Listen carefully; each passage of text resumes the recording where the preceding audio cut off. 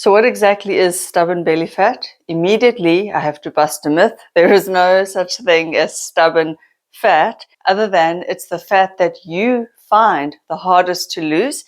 And I'm going to demonstrate why with some toilet rolls. So let's look at these two here, a full toilet roll and a used one.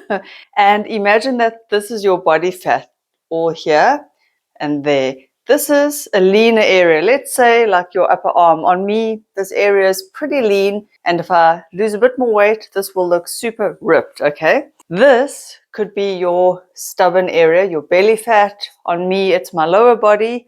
It's where I tend to lose fat the last, quote unquote. And I want to tell you why you think it's stubborn. So you're going along your diet, exercise, routine. Look there.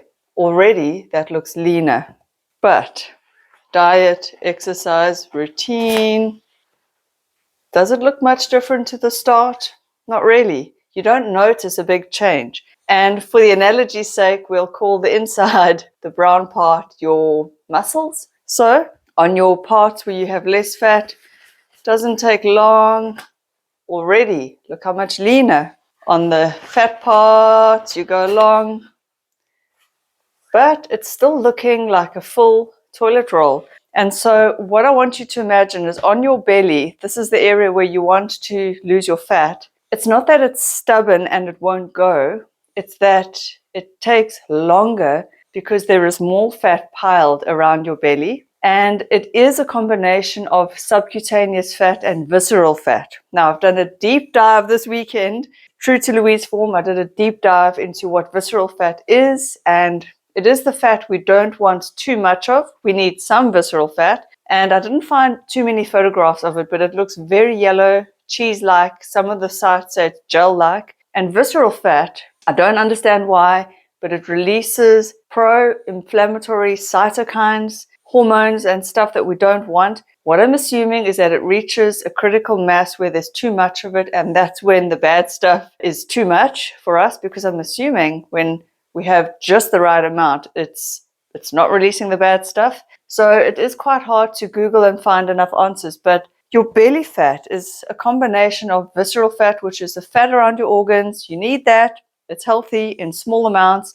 And the average human being walks around with 90% other fat and 10% visceral fat. But as you get larger and larger, all your fat stores go up. And so what happens is that genetically, we store fat wherever our genetics determine, and the differences between a man and a women, especially women in their fertile years, store the fat buttocks, hips, thighs. Men tend to store fat around their belly. When women reach perimenopause, menopause, and postmenopause, as our estrogen goes down, ladies, that is when we store more fat around the belly, and we tend towards more visceral fat, just like the men, because normally women actually have less visceral fat than men. But with our drop in estrogen, our hormonal ratios are more like men's because our estrogen has dropped relative to our testosterone. And so we start to store our fat similar to men, a little bit more in the belly, less so on the hips, thighs, and buttocks. So there's no fat on your body that's sitting there really stubborn, just saying, you can never lose me. I'm so stubborn. I'm going to stick around forever. What happens is,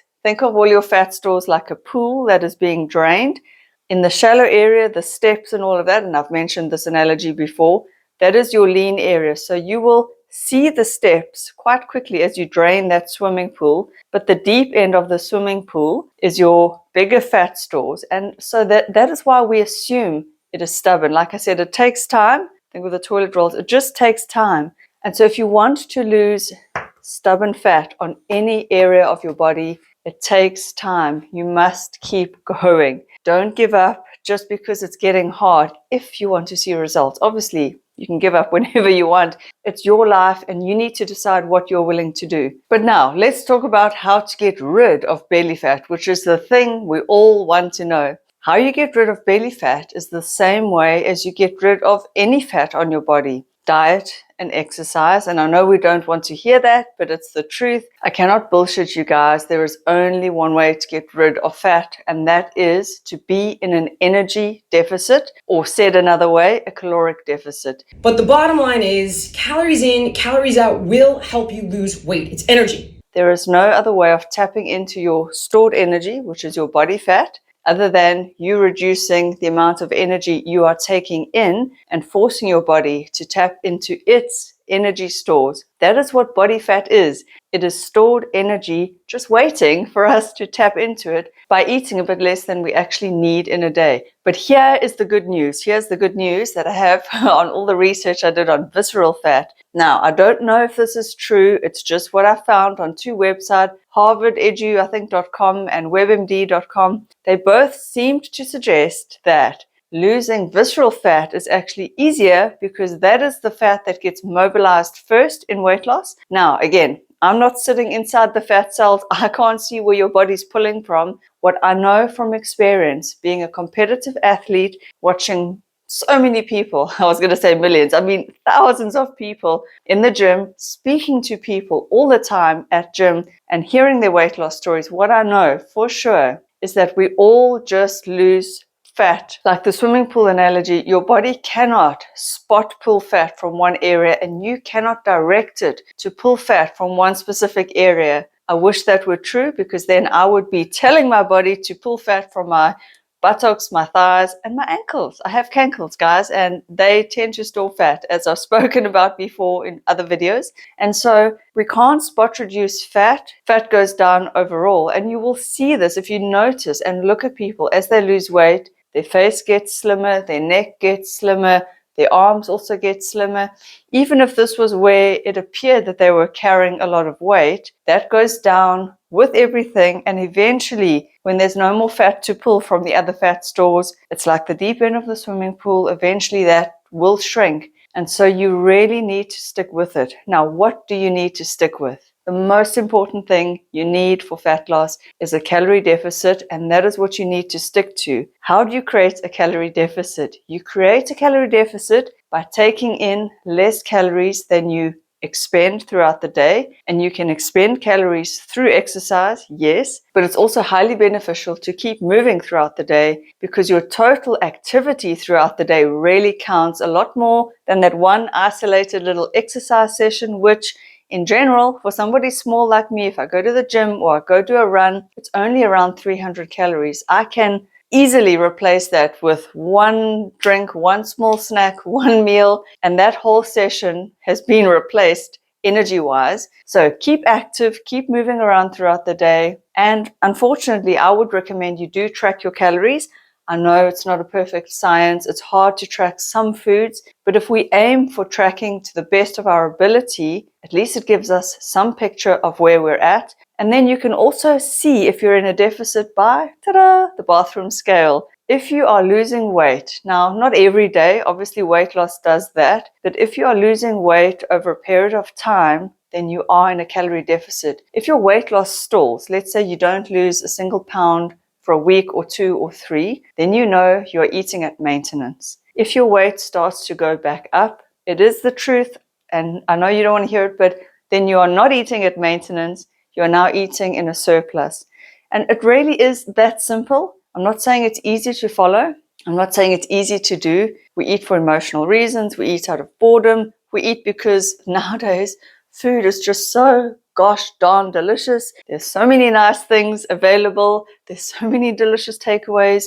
I mean, I love all those foods too. But if I want to lose weight, I know I have to be in a deficit. And for me personally, especially after how many years have I been gymming? Since 2012, it's now 2024. That's 12 years. It's a lot easier now to track calories than it is to just wing it and guess it. Maybe that's to do with age. I do find with age, we need to be a little bit more precise and diligent because our bodies are not energy burning machines like they used to be when we were in our 20s, even in our 30s. I'm 46. So I find that tracking calories for me works really well, especially now. It just gives me that visual of where I'm at in the day with my calories, and it's easier to adjust my food because I can sort of see what I've eaten. It also really educates me. It shows me that little scoop of peanut butter. Whoa, how many calories are in there. So I would highly recommend, if you do want to lose belly fat, to track your food, track your calories. And when I say track, you do need to be accurate. Unfortunately, it is a bit of a ball ache.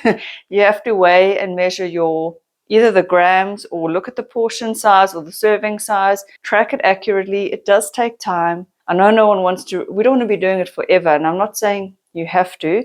You do need to find a method that works for you. The other thing that could work is literally you eat, you can food journal, or you can try and store what you've eaten in your head for the day, and then you step on the scale and sort of see where your weight is going. And if it's heading in a generally downward direction, you know that for the most part you are in a deficit. I just prefer tracking because it keeps me accountable, and it's proper, real data that I can use. But you don't have to track. You can still be in a deficit without actually counting calories, like sitting and counting, well, on an app, not with a pen. Just to be aware that the fitness trackers and the watches, whilst obviously they can give you an insight into how many calories you burn with your exercise, people do say that they are not 100% accurate. So some of them do overestimate your activity by quite a bit. So just know that, yes, tracking is not a perfect science, but it gives you a starting place so that you can look now at the meals you've eaten and adjust and say, look, I could make that one a bit smaller, skip that one. For me, I could easily cut out my square of Lindt dark chocolate every morning. If I'm not losing weight, I know where to look. I know what to cut out. And then it also helps you be aware of how much protein you're getting in, which brings me to the next part of losing belly fat. Your macros probably do count, especially if you're now at the very end and you really want to see maybe your abs or something. Aim to get in enough protein. Protein is one of the macronutrients that, so they say, BioLane says it, that your body won't store easily at all. So if you do overeat or you overeat on anything, it should be protein. And then, of course, keeping your carbs and your fats in nice, healthy ratios really does matter. So what I personally find is nice about the food tracking apps is that it shows you a breakdown of how many carbs, fats, and protein you are getting, how many calories from each food group you are getting, and of course you're tracking your fiber. Now, whilst fiber itself doesn't equal weight loss,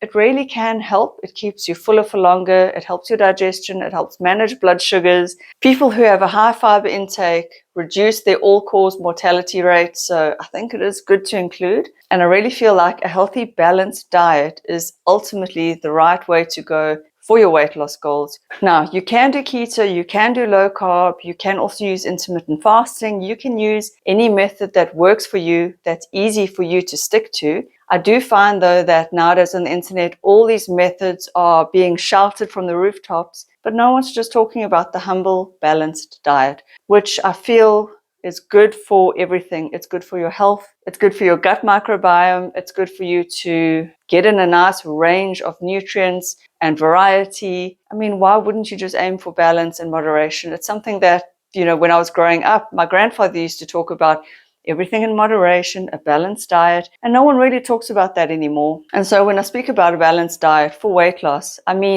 now and then include some treat foods or foods that you wouldn't consider healthy just to keep you compliant, to keep you on track if you need it. If you are able to just stick to clean eating or healthy eating or eating just non-processed, as close to nature as possible kinds of foods, then that's wonderful. You really don't need that brownie or the ice cream. It is empty calories. And then the last word when it comes to belly fat, especially visceral fat, is that you do want to watch your alcohol consumption. That came up time and time again with reducing visceral fat in all the research I was doing. Alcohol does seem, it would appear, to pile on visceral fat more than other macros. I guess you could call alcohol a macro. And the other one is trans fats. Now, in the United States, that has been banned. But in other countries, and I live in South Africa, I don't think it's banned here. You need to be aware of food labels. So look for anything that says hydrogenated or partially hydrogenated oils. Those are trans fats. Even if you fry foods like French fries or chips or other fried foods, if that oil gets rancid,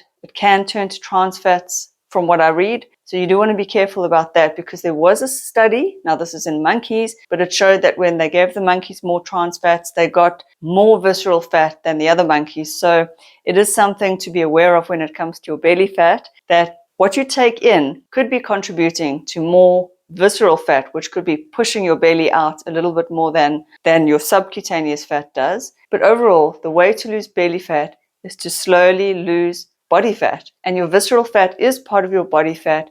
your body will tap into that fat as well. So it is just a long, slow, steady process. Healthy, balanced, moderate diet. Get some movement, get some exercise. It's good for you, it's healthy, it does burn some calories. They do say that exercise seems to tap into that visceral fat. Whether that's true or not, I'm not a doctor, I'm not a medical expert, but I say, why not move? It's good for your mental health as well. And that really is the bottom line when it comes to losing stubborn fat on any area of your body. A combination of diet and exercise. It is the boring way, it is the non-bullshit way.